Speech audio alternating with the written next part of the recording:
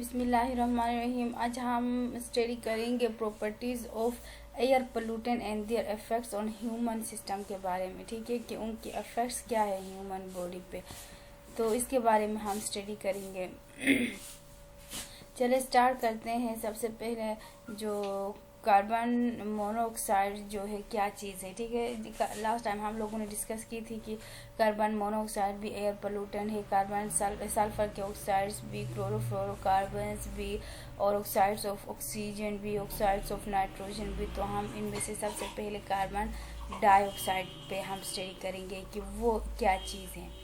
Carbon dioxide is a colourless, odourless and poisonous gas. Carbon dioxide जो है वो colourless है, और कलरलेस कहते हैं उसका कोई कलर नहीं है, ओडरलेस मतलब कोई स्मेल नहीं है, और पॉइजनस गैस है। It affect the human organ system badly and cause headache. वो क्या करता है, इंसान की यानी ह्यूमन बॉडी पे इफेक्ट होता है, ऑर्गन पे इफेक्ट होता है, और वो हेडेक काज करता है। ब्रेन डैमेज, ठीक है, रिस्पायरेटरी प्रॉब्लम्स, ब्रेन को भी डैमेज करता है, और रिस्पायरेटरी प्रॉब्लम्स भी काज करता है। When carbon monoxide reach our body, it bind with haemoglobin and reduce it oxygen carrying capacity.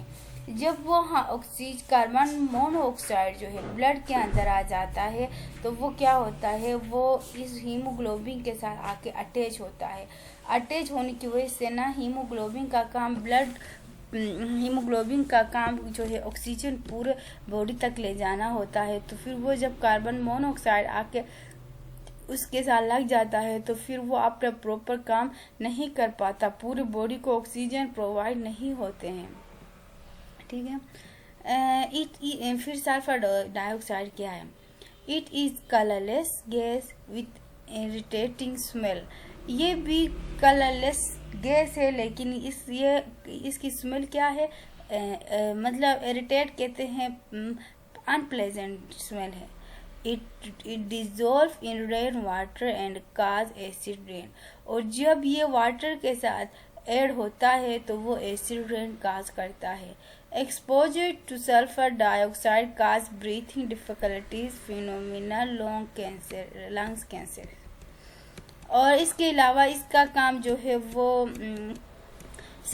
मतलब सांस लेने में दुश्वारियाँ डिफ़िकल्टीज़ होते हैं, और निमोनिया हो जाता है, और ये लंग्स की डिजीज़ काज करता है। ठीक है, और इसके अलावा क्या कहना चाहते हैं, देखिए, सल्फर डाइऑक्साइड का severe respiratory problem such as asthma और chronic bronchitis, degrade lung function को भी डिग्रेड करता है, और रिस्पायरेटरी फेलियर, कार्डियोवास्कुलर डिजीज़ और कैंसर जैसे बीमारियां सल्फर डाइऑक्साइड से प्रोड्यूस होता है। और इसके अलावा oxides of nitrogen are all toxic gases. जो ऑक्साइड नाइट्रोजन के ऑक्साइड्स है, ये तमाम टॉक्सिक गैसेस है। They dissolve in rain water to cause acid rain. जब ये रेन वाटर में शामिल होते हैं तो वो एसिड रेन काज करते हैं। They have server effect on lungs and damage them. ठीक है, उनका इफेक्ट्स जो है लंग्स पे होता है और उनको डैमेज कर देता है।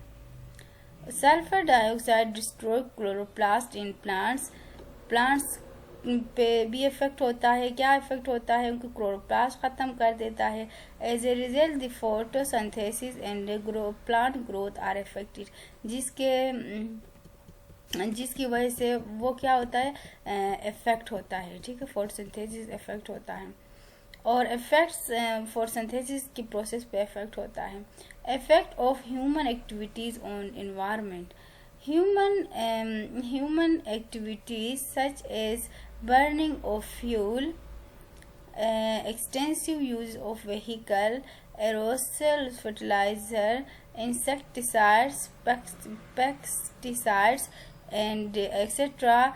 and deforestation are affect the environment badly। ठीक है, ये जो इंसेक्टिसाइड्स कहते हैं, इंसेक्ट्स को किल करने वाले, और पेस्टिसाइड्स भी ये पेस्ट को किल करने वाले जो है सोर्सेज होते हैं, तो जिसकी वजह से वो दोनों इनको कहते हैं एक्साइड्स और पेस्टिसाइड्स। और उसके अलावा एरोसल फर्टिलाइज़र्स, यानी जो हम जिस तरह के हम फर्टिलाइज़र का यूज़ करते हैं और ये चीज़ें, ठीक है।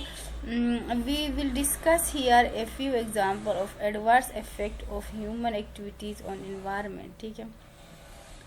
अब ग्रीन हाउस इफेक्ट्स क्या चीज़ है? ग्रीन हाउस इफेक्ट्स के बारे में मैं आप लोगों को ओजोन लेयर डिप्लीशन भी है, और इसके बाद ग्रीन हाउस इफेक्ट के बारे में मैं आपको ज़रा बताऊंगी ग्रीन हाउस इफेक्ट क्या है। When sunlight fall on the earth, a small portion of it absorbed by the earth.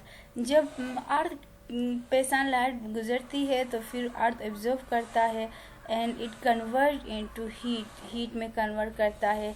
A part of this heat energy is reflected by the earth back to the atmosphere. और जो heat produce होती है energy की form में, वो दोबारा atmosphere में शामिल होता है। Some gases present in atmosphere, जैसा कि कार्बन डाइऑक्साइड प्रेजेंट होता है, मीथेन प्रेजेंट होता है, ऑक्साइड्स ऑफ नाइट्रोजन प्रेजेंट होते हैं, वाटर वेपर्स प्रेजेंट होते हैं, trap A part of heat reflect bye the earth causing increase in the atmospheric pressure, ठीक है। ये मिलके क्या करते हैं, एटमॉस्फेरिक प्रेशर पे जो है जोर देते हैं, यानी उसको इंक्रीज कर देते हैं, जैसा कि फिगर में भी दिखाया गया है। तो इसे कहते हैं ग्रीन हाउस इफेक्ट, ठीक है। एंड जो ग्रीन हाउस गैसेस कहते हैं, जो कार्बन डाइऑक्साइड होता है, मीथेन होता है और नाइट्रोजनस होते हैं, ये अर्थ के एटमॉस्फेयर को इंक्रीज कर देते हैं, तो उसे कहते हैं ग्रीन हाउस गैसेस, और उस प्रोसेस को कहते हैं ग्रीन हाउस इफेक्ट।